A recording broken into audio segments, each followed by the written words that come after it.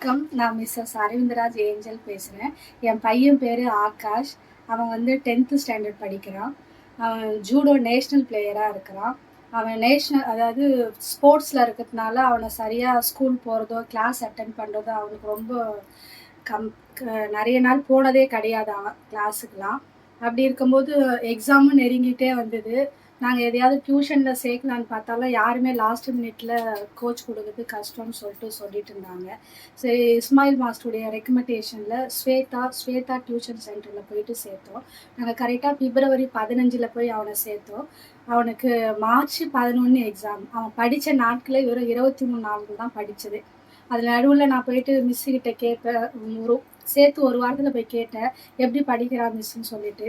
அவங்க என்ன சொன்னாங்க, அவன் மேக்ஸில் அவனுக்கு பெருக்கல், கூட்டல், கழித்தல் இதை தவிர வேறு எதுவுமே தெரியல, நிறைய சம்ஸோ ஃபார்முலா எதுவுமே தெரியலன்ட்டு சொன்னாங்க.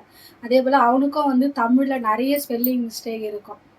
ஆனால் டெய்லி டியூஷன் போய்கிட்டே இருந்தான். அங்கே டெய்லி கிளாஸ் போய்கிட்டே இருந்து எக்ஸாம் ஸ்டார்ட் பண்ணாங்க. எக்ஸாமும் ஓரளவுக்கு முடிச்சிட்டான். எக்ஸாம் ரிசல்ட்டு வரும்போதெல்லாம் எங்களுக்கு எஸ்ஸப்பா அவன் பாஸ் பண்ணால் மட்டும் போதும், ஒரு பார்டர் மார்க்காவது பாஸ் பண்ணுவானான்னு தான் நாங்கள் நினச்சிட்டு இருந்தோம்.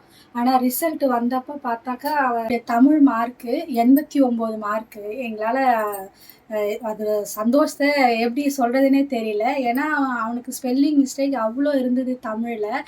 கையெழுத்தும் ரொம்ப அழகாலாம் இருக்காது, ஓரளவுக்கு தான் இருக்கும். சரி, கையெழுத்து இருந்தாலாவது மார்க் வரும்னு நினைக்கலாம். அவன் அந்த மாதிரி படித்து அவங்க ப்ராக்டிஸ் பண்ணதுனால அவனுக்கு 89 மார்க் எடுத்தான். அதே போல் மேக்ஸில் 73 மார்க் எடுத்தான். டோட்டலாக அவனுக்கு 353 மார்க் எடுத்தான். எங்கள் ஃபேமிலியும் எங்களுக்குமே ரொம்ப சந்தோஷம். ஸ்வேதா மிஸ்க்கு ரொம்ப தேங்க்யூ.